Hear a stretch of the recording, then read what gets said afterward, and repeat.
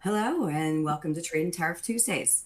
We're back with another edition of Avalara's webinar series discussing the Trump administration's tariffs and their impact on trade compliance. We started this weekly series back in February, so if it's your first time, welcome. If you've joined us before, welcome back. My name is Regina and I'll be your host today. Before we dive in, just a couple of housekeeping items. A friendly reminder that Avalara cannot provide legal or tax advice. On your screen is our safe harbor policy. Please take a moment to review. We're recording today's event and you'll receive the recording later today. The console you're looking at can be customized. Feel free to move or resize the windows. The additional resources section contains a lot of great related resources, including the slide deck. There are several ways to engage with presenters and attendees today. First, if you have any questions, please submit them using the Ask a Question box. We'll save time at the end for Q&A, and we may also sprinkle that throughout the presentation. You can also submit troubleshooting questions in that Q&A box, and we'll do our best to help you out there. Second, you can join our attendee chat by clicking on the icon at the bottom of your screen with the two chat bubbles. The attendee chat will appear, and you can introduce yourself, network, and discuss today's topic. Third, you can react to the presentation by clicking on the emoji icon and reacting. Since this presentation is less than an hour and intended to be interactive and responsive, it is not eligible for CPE credit. All right, I want to talk for a minute about Avalara's customer conference, Crush. It's on tour with 2 more locations coming up in Atlanta and Dallas in September, and we do have cross-border support at both. Our own Shane will be at one of them, I believe the second one in September. So be sure to check that out. And the link is on your screen and you'll be able to click on that when you get the presentation. All right, let's meet today's presenters from Avalara. We have Craig Reed, General Manager of Cross-Border, and Shane Bogdan, Director of Sales Cross-Border. That's all I have for housekeeping today. So I'll turn it over to Craig to get us started with the presentation. I was just thinking I should update my picture. I think I'm a little grayer, maybe because of all the tariffs that have been happening since February. Welcome back, everyone. If you've been on before, welcome if you're just joining us. Wow, there's a lot to talk about today, Shane. It never ceases to amaze me how many different things happen over the course of a week. So we'll get into some news on what's been happening lately, and then we'll talk a bit about some of the implications to your business. I'm getting a message that they can't hear. Hopefully everyone can hear. I can hear you. Yep. Okay. All right. Well, hopefully it's just that particular person. And then how you can take action with Avalara. I actually see a question from Nina Patel. We'll address that question in a bit. We can help you out, Nina. And then we'll do some Q&A. So folks, feel free to throw questions in the Q&A as we're going through. We try to answer as it sort of comes up during the presentation. Your question is related to what we're talking about, then we try to weave it in. So let's get started. The first thing we typically do is a poll question, so we will do that. What is the latest proposed baseline tariff announced for the European Union? So this was the last tariff deal that was just announced, I guess on the weekend, right? From Scotland. So give everyone a couple of minutes to answer that question. And then we're going to dive into what's been going on. Okay, a few more seconds. All right, let's see if everybody's paying attention to the news.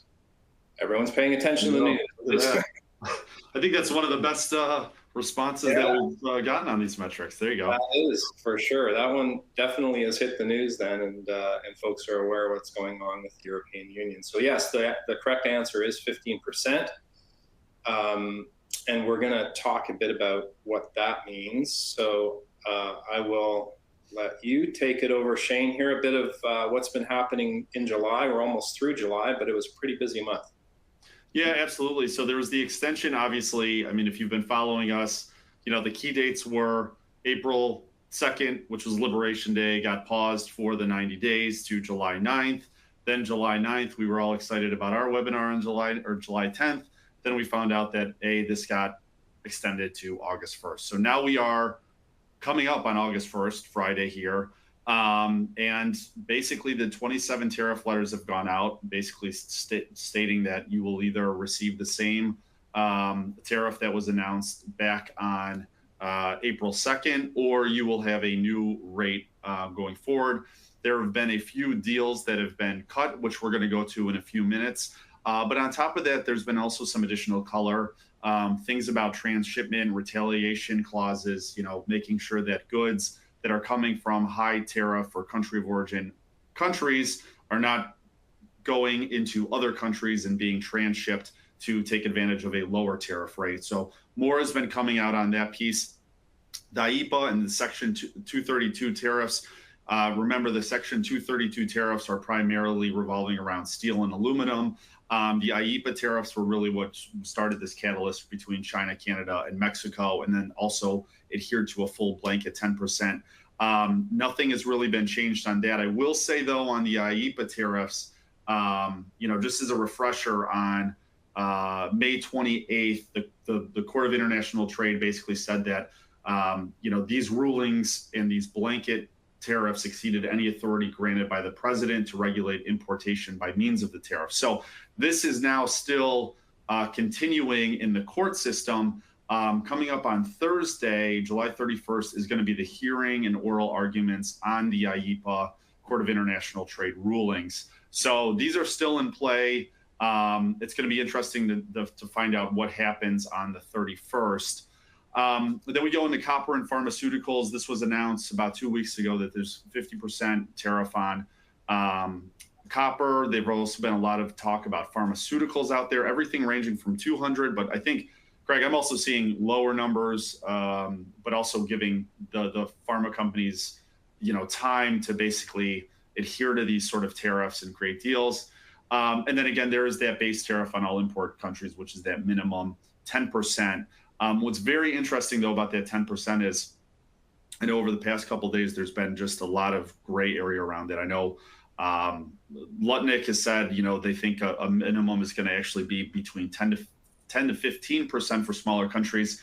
And then, the President Trump said on, I believe, Sunday that it's going to be in the range of 15 to 20% for smaller countries. So again, we still don't know. There's differing rates out there currently right now. So we should hear more within the by end of day Friday. So here's some of the proposed deal trade frameworks out there right now. And obviously the first ones that were caught in the crosshairs of this were Canada and Mexico. Canada and Mexico, there has been no additional deals on the table for these. The only thing that's basically happened is both countries have been basically targeted with an additional 5 to 10% base what they previously had around that 25% going, prior back in February. So Canada is now up to 35%. Mexico is at 30% here. I read an article the other day, and Craig, you should probably provide some color commentary on Canada, but I know, I think it was Lutnick or Bassett basically said that they don't foresee a deal striking with Canada before the first. So I don't know if you could give us a little color additionally on Canada.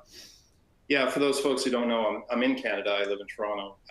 The news up here is consistent with that Carney, Prime Minister in Canada, has said, there is a chance they could land the plane before the first, but it is, what did they say? Intense. That was the word he used. It's intense right now. So there's ongoing negotiations. I think there's a lot of confusion over why Canada got pinned with 35% when, the EU's at 15%, UK is at 10%, even Mexico's at 30%. So, and that's where most of the fentanyl is coming from. So it's, there's a lot of confusion in Canada, a lot of consternation and frustration, but we'll see if a deal comes to pass. Yeah.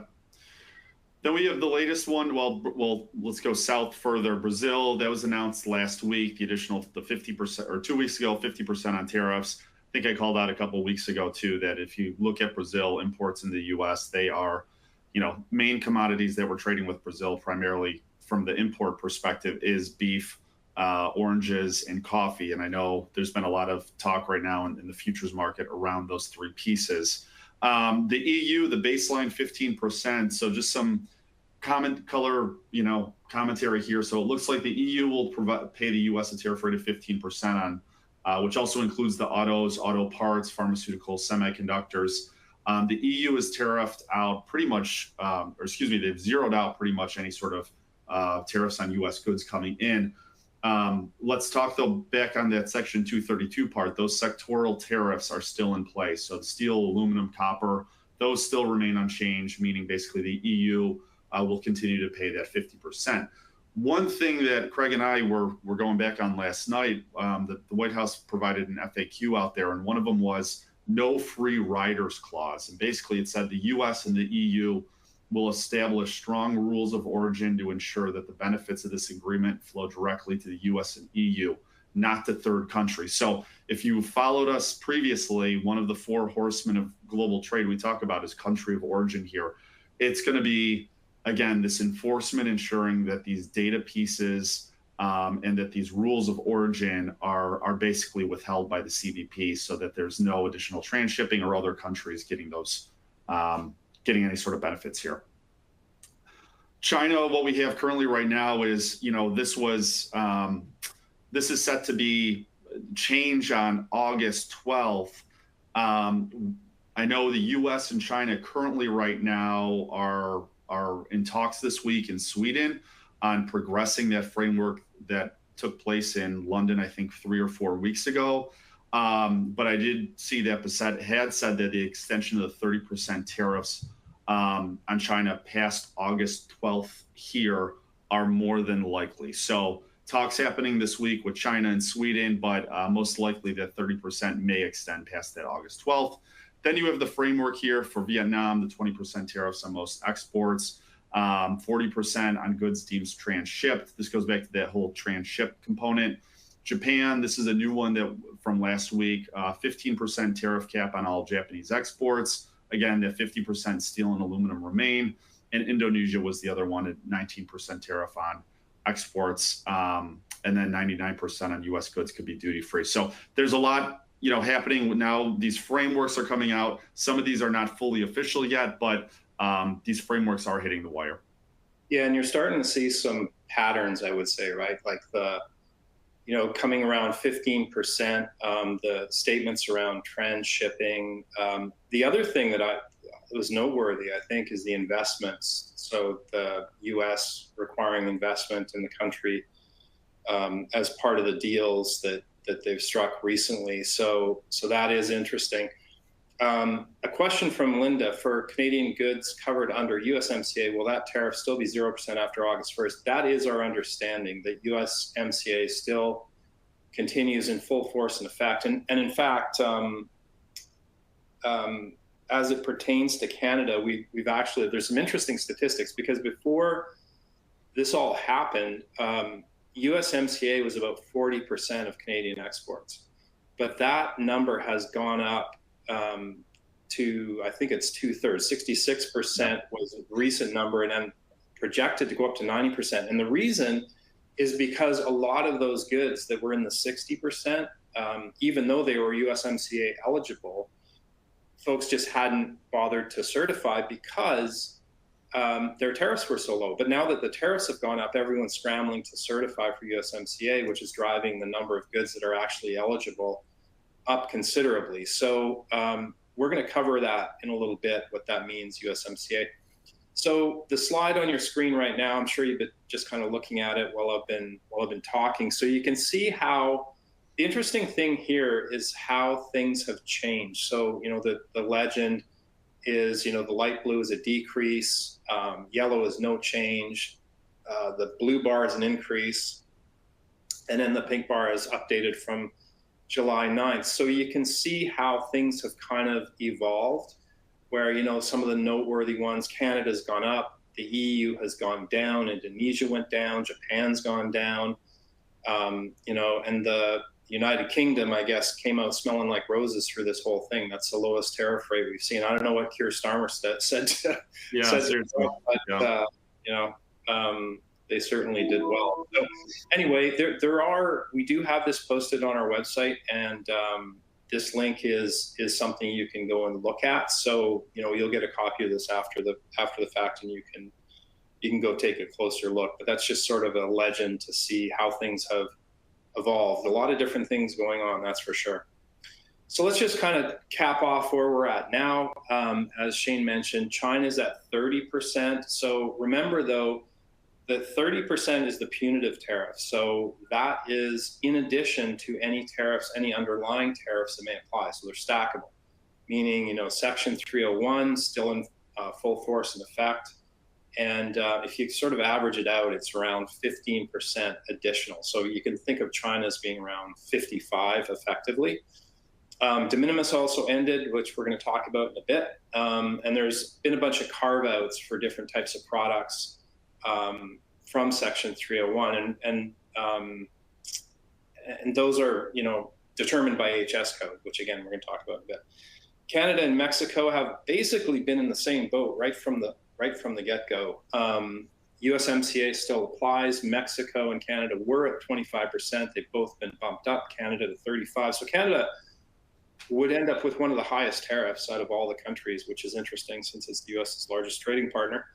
And Mexico at 30%, second largest trading partner. So, you know, we'll see what happens there. But again, USMCA is a big deal. So that sort of averages things down. And then what is not clear is whether the energy products are going to continue to receive the 10% tariff. That's the case right now.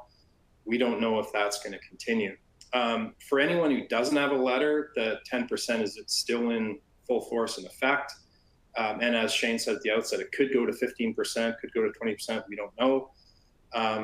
We mentioned the UK, we mentioned the EU, and you can see the other ones that have dropped and increased. The other thing to note is, and I think there's a question about this in the chat. Just want to go find it. There's a lot. Andrew asked, as for the poll question, did the 15% get added to the 50%? Our understanding is no, that the 50, it's either or. So it's the 50% steel or aluminum tariff if it falls under Section 232, or it's the 15% baseline tariff is what would apply. And that sort of applies to the last box there on the right, where 50% on steel and aluminum, 25% on autos, and 50% on copper coming into effect on August 1st. And what I've seen so far is that the 50% on steel, aluminum, and copper is going to apply no matter what. So nobody's getting away from this. Yeah. I think the only exception, again, I don't know what Keir Starmer said to Trump, but the exception is the UK, who is at 25%. So the UK, again, has come out smelling like roses through this entire thing. All right, I think that kind of caps off where we're at now. I don't know, Shane. Yeah, you know what? Before I dive into the de minimis, we can go to that screen. There's love the participation here across the board here. So let me go across. Amber, you said, have you heard anything regarding Taiwan? We're hugely affected by semiconductor area with COO Taiwan. No, I haven't seen anything in Taiwan. I know 32% was the rate at which came out of the April 2nd. I know it's 10% right now, but I haven't heard anything further on Taiwan as we come up here. What do we have here? Billy, USMCA, are there any resources to help getting an exemption certificate? Great question, Billy. We heard everybody loud and clear on the last one. We've actually added some content here in relation to USMCA, so stay tuned. We have it coming up in about 5 or 6 slides here on that. What else do we have here? For steel tariff from the EU, does that include steel as a component of machinery or just pure steel purchases? I believe it's still applicable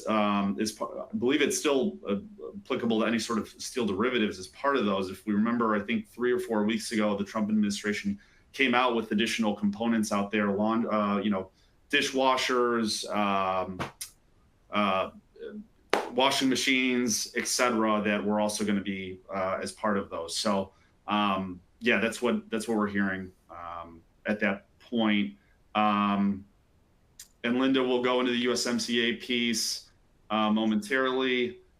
Switzerland, no, have not heard anything further on the Switzerland piece on those. So keep the questions coming. We'll continue to keep this interactive.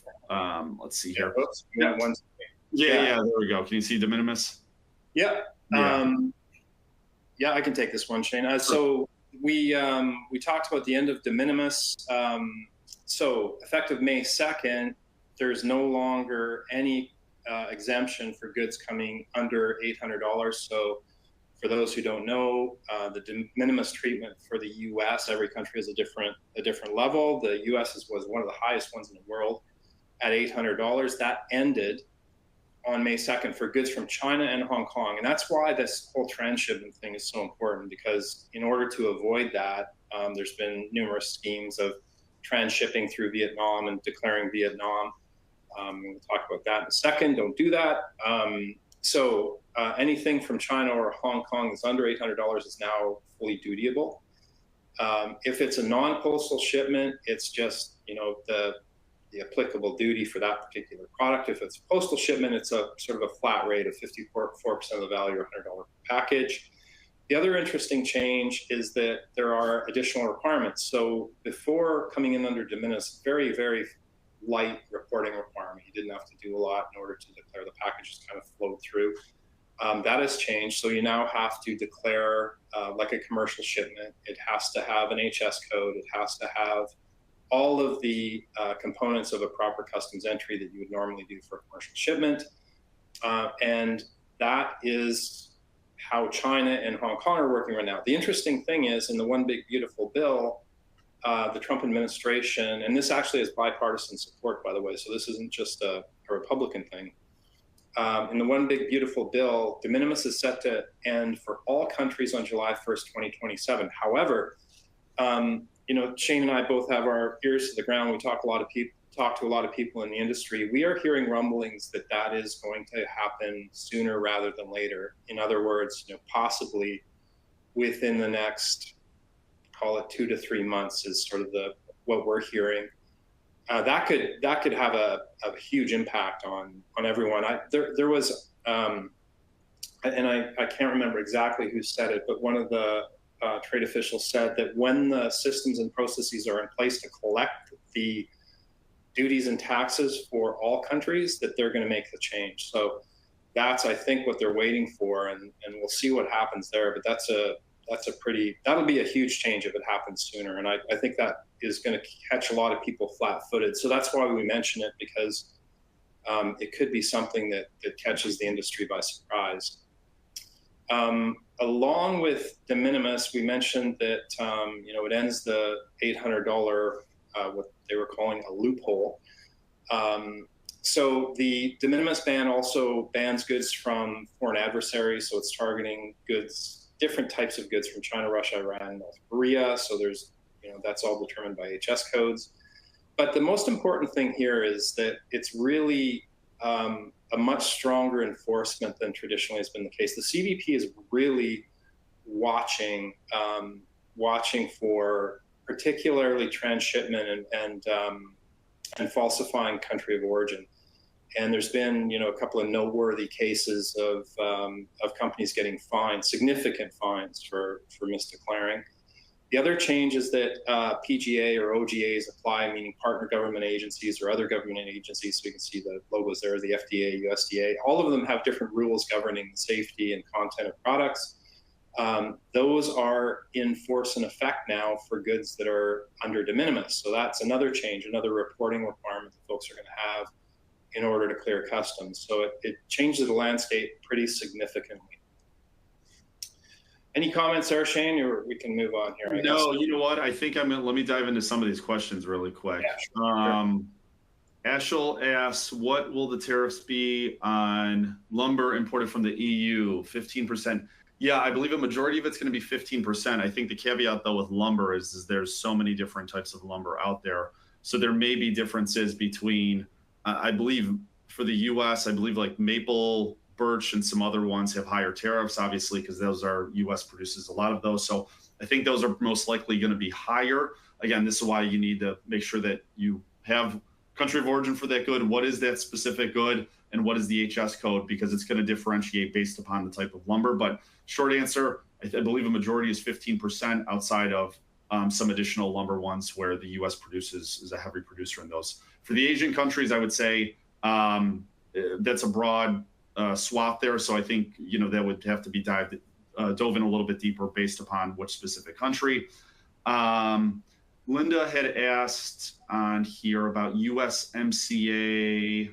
Where was that question? Has the USMCA applied throughout this entire time for products in Canada?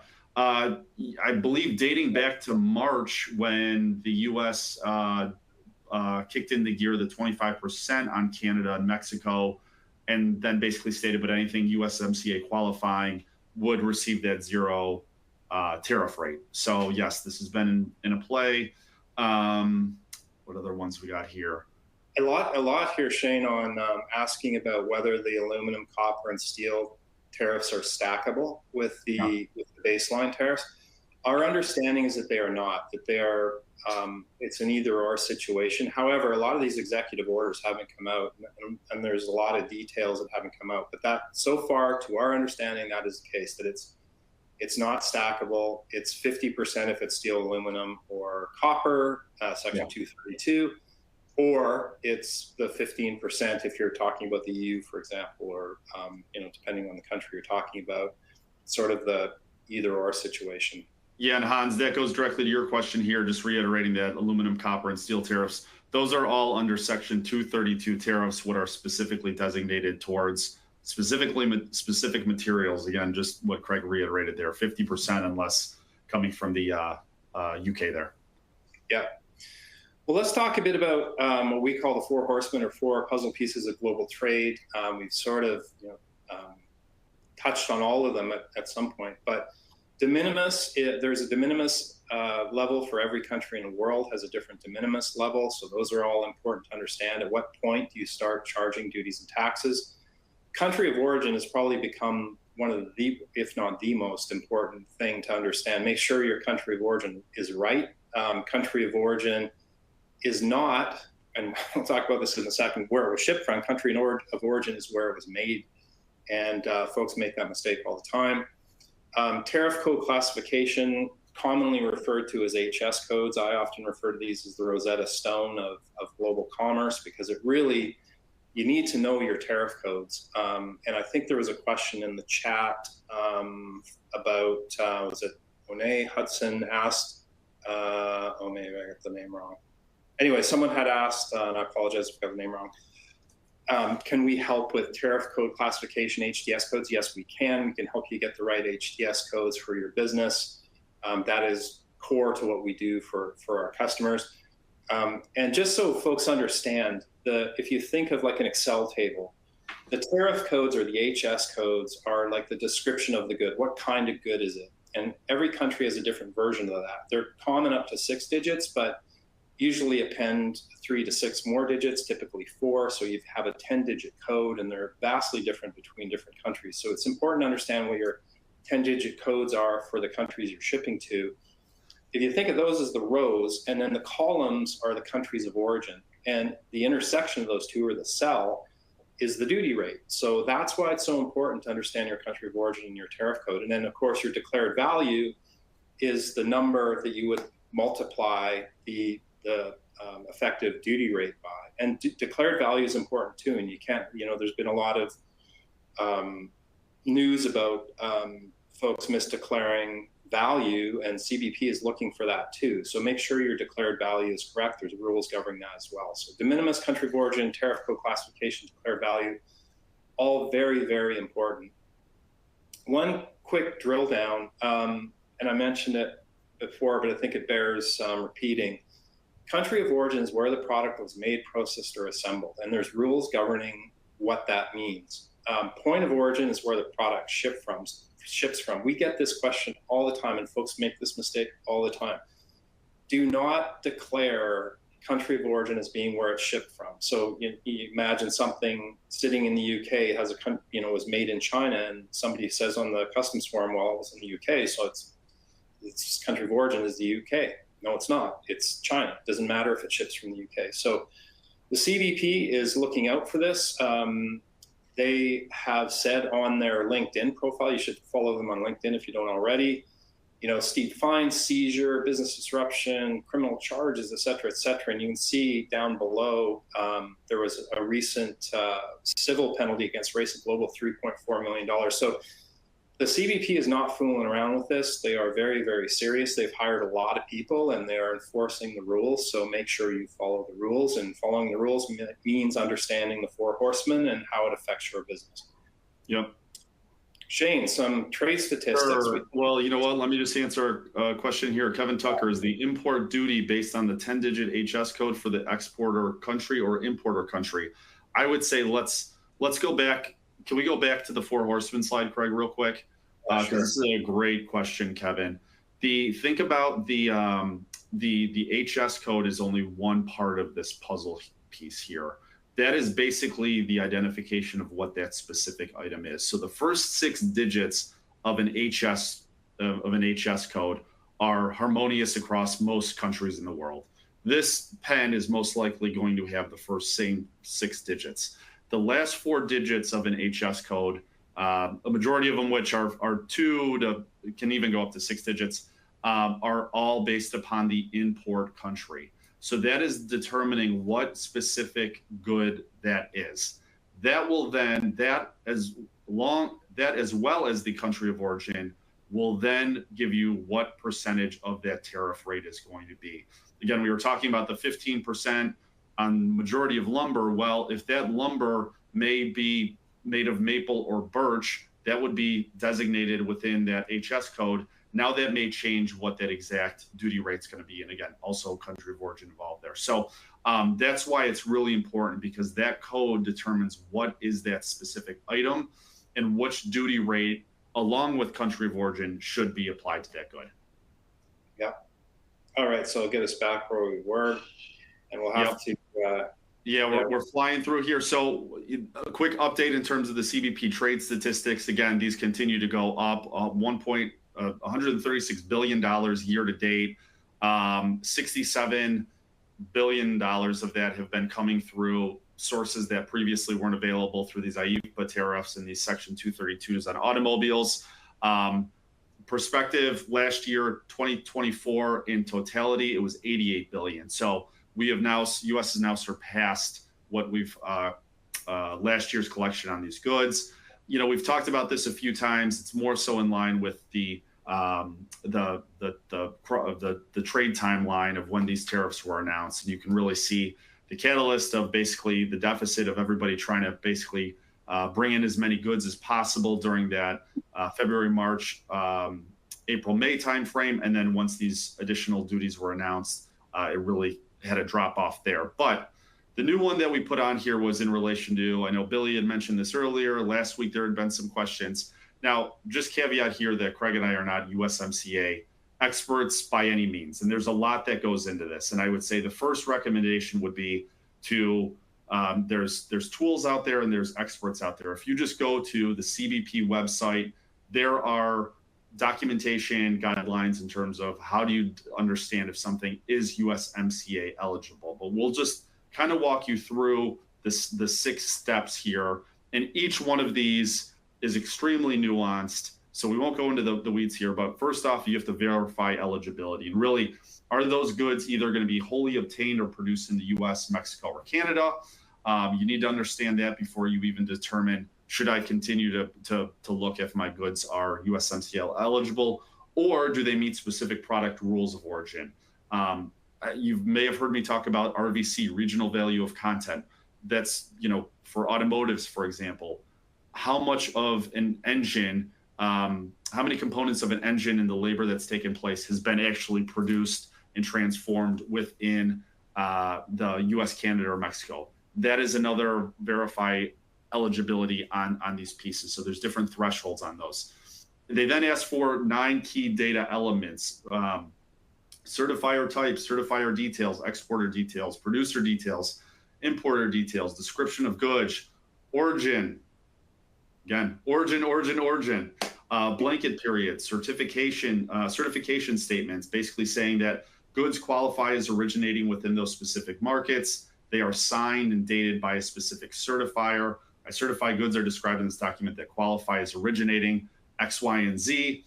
Number 3 here, complete certification. So basically allowing that these documents, such as like a commercial invoice or other documents, are basically aligned with these other components that you're currently stating here.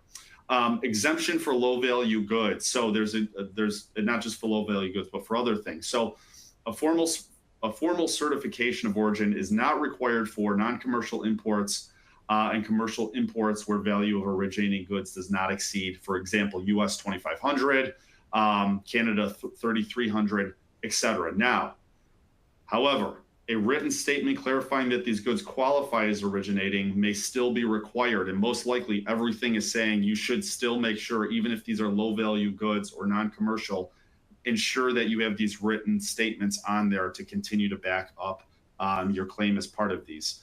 Then there's the whole submission process. Importer must obtain certification of origin in their possession, preferential tariff treatments, and then maintaining all of the documentation. And then last but not least, there's additional considerations here. I mentioned about automotive goods and engines. There's the whole piece around regional value of content.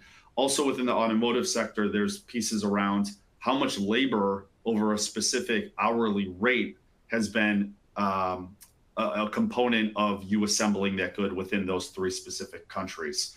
And then there's also textiles and apparel's revised tariff rules around sewing threads, pocket fabric. So there's special rules about specific things, but I would say CBP has a lot of information on this. I would also say that we've always mentioned, talking with, any sort of broker, trade attorney, they will help provide you more detail on these pieces. But, these are just kind of the steps here at a very, very high level of what you need to do to get that certification.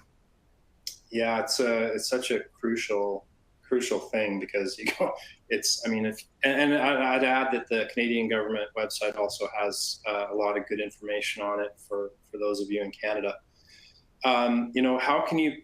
I think you need to start thinking about the holiday season. I'm kind of reading the room and I'm reading the questions, and I think we've got maybe more of a manufacturing audience, so we might skip through this a little quicker.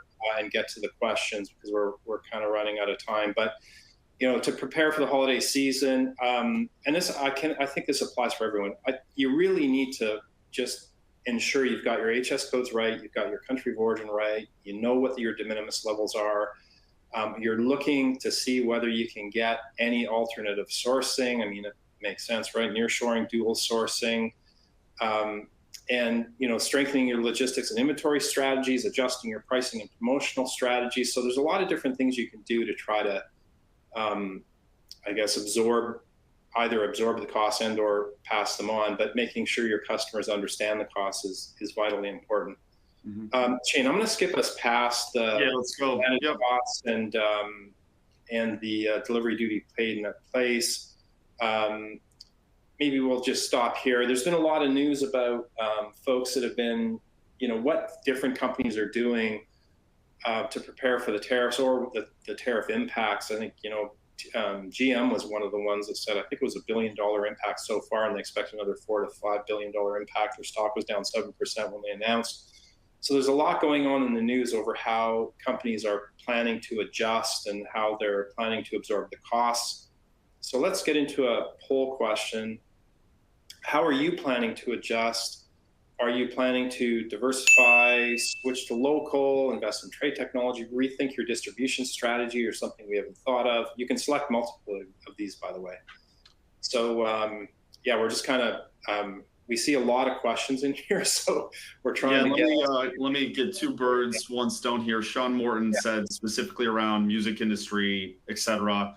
I would say it's no different than a lot of materials out there. What you need to understand, where is that country of origin of those goods coming from, and what is the HS code on those specific goods being shipped and imported to the US. Now, I do know guitars, amp, cab cases.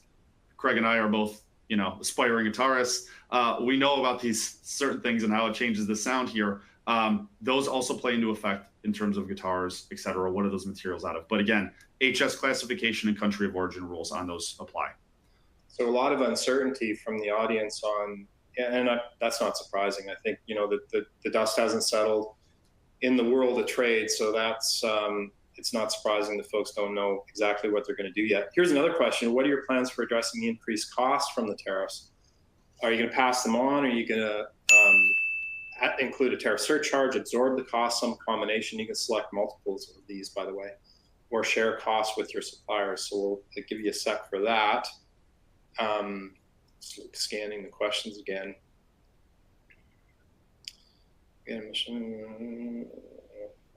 Folks answer. Here's one from Jared. Replacement parts from Canada to the US are getting Section 232 treatment where the main unit is covered under USMCA. Is there any way to mitigate this, or is this now the cost of doing business? As far as I know, well, you'd need to know the exact HS code to be certain, but Section 232 sort of trumps it, right? So if it's steel, aluminum, or copper, it's going to get 232. And unfortunately, that's the way things are, unless it qualifies for USMCA. So there's that kind of conflict, right, between Section 232 and USMCA. And I think that that's a big part of what's going on with especially the Canadian trade team discussing with the U.S. trade team on, how is this going to work? Because there's a lot of confusion in the industry. You're definitely not alone.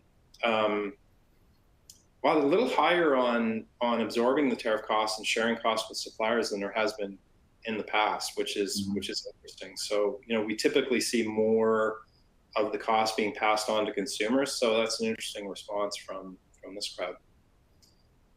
All right. So how can businesses keep up with these changes, Shane? Yeah, I mean, listen, we've always the three things here of, penalties, fines, delays for noncompliance. These importers are continuing to be penalized. Just this week, there was another manufacturer basically submitted false customs forms to the U.S. Saying they were not subject to countervailing duties. I mean, the False Claims Act, which came out, basically really was emphasized by the Department of Justice in March. They are going after you to collect their money. They want to ensure that the goods that are coming in are eligible and are not unlawful in these pieces, that there's no loophole. So last thing you want to do is get any sort of penalties on those, which is why we're always emphasizing get your data in order, country of origin, HS classification, item descriptions, etc. Then understanding duty calculations with so much changing between dates, days, etc. Last thing you want to do is be overcharging if you are passing those goods out or are creating that line item for the consumer, or undercharging, which then you're going to be eating on those things. So you want to have an accurate piece here. And then obviously understanding what the cost of doing business now is with this changing supply chain. So you want to be more proactive than reactive, understand what markets that you're heavily importing importing and exporting to, and understanding your supply chain. Maybe you're manufacturing in one country that has a higher tariff rate than another. If you're importing into the US, you're going to want to start understanding, well, if I moved into another market, how does this impact me? So these are all things that we can help out. I'm going to fast forward here to a degree. Again, Avatax cross-border, understanding what that duty calculation is going to be based upon all of the details of those goods. Tariff code classification, we have a variety of sources from self-serve tools to a team of 250 individuals that will go through your catalog line item by line item and provide the general rules of interpretation, why they provided those HS codes so you guys don't have to do it in-house. And then trade restrictions and content management. I'm just looking back here at this $4.9 million penalty that this manufacturer had. Our tools will be able to provide flags on goods based upon the HS code saying, hey, there is an AD/CVD flag that needs to be, or rate that needs to be applied to these goods. So these are all things that to consider when you're looking through your catalogs here. Now, I don't think we're going to have time for a demo today of our tool. Or maybe we are.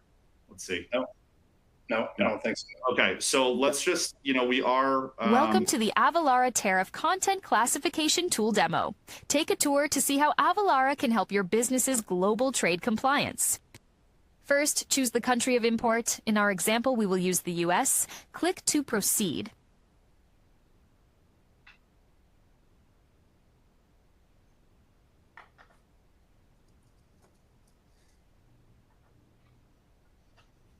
Next, select the country of origin. In our example, we will use China. Click to proceed.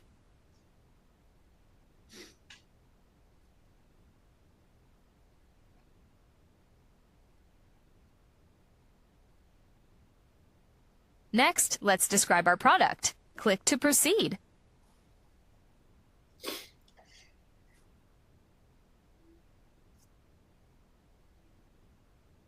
Now, we are ready to classify. Click to proceed. The tariff classification tool needs to know a few more details. Click to select the upper material. Select the lower material. Click to proceed. We've now reached an HS6. Click to drill down to reach the HS10. Since our product is a men's golf shoe, click to drill down. Since our product is not welt footwear, click to drill down. We have reached the HS8. Click to find the HS10. We have now reached our HS10. Click to see rate description. Here, we can see the total duty amount for this product. This totals 28.5% for the general rate, plus 10% for the preferential and additional duty rate, which totals 38.5%. This concludes the demo. Want to talk with an expert about your global trade compliance? Schedule time with a member of our cross-border team below for a live demo. All right. Well, we got a bit of an error there. So we're kind of going over time, but I'm watching the attendee list. Folks are still hanging on. So if you hang on with us for a couple more minutes, we are offering a free trial of that particular product. We do have other products, as Shane mentioned. So, you know, this is just one example. If you want to get a free trial, go ahead and let us know here. So we'll give you a second to do that. Yeah, and we'll get the credentials out to you by the following Monday. Yeah. And then, okay, so last chance, make sure you select yes if you want to get the free trial. I'm going to move on to the next. We have another question for you related. Would you like to talk to an Avalara sales representative about our other products? HS code classification, tariff, or duty and tax calculation, restrictions, all of those are things that we can help you with. You know what, folks are still hanging on, so maybe we can get a couple of questions. I apologize for going long, but there's been so many great questions here that I think it's worth tacking on a couple. John is asking, what's the URL for this tool? Okay, so hopefully you selected yes and said you want a free demo, and then we can get that to you. Sasheen, Carmen said, I want the free trial, but close the poll before saying yes. Don't worry. We will track, we'll see your comment there, and we'll make sure that we get that to you as well. So thanks for letting us know. Sashin asked, is it legally okay to put a tariff surcharge on invoices to customers? My understanding is yes. So there's no law saying you can't do that. You can absolutely do that. What else? Boy, there's so many questions. We're going to have to just follow up after the webinar. We are officially out of time, so we're going to have to wrap things up. But really appreciate everyone hanging in there. There's been so much to talk about, so many great questions. Thank you for those questions. And we will actually, thanks, Regina. Okay, I'll turn it back over to Regina, and we will hopefully see you next week. And take care, everyone. Bye now. All right. Thanks for hanging on, everyone. Just a quick note that there will be an opportunity to sign up for the free trial through the post-webinar email. So you'll get that later on today. So don't worry if you missed that chance to click yes. You'll get to do that through the webinar email. We do have some webinars coming up, and you can check those out at avalara.com/webinars. And as I said, you'll receive that webinar, that email later today. It's going to have that opportunity to sign up. It's also going to have a link to the recording, the slide deck, and additional resources, as well as instructions to sign up for future weeks. So that is all we have for today, and that's all the time we have. So hopefully, as Craig said, we'll see you next week. And thank you for joining us. Bye-bye.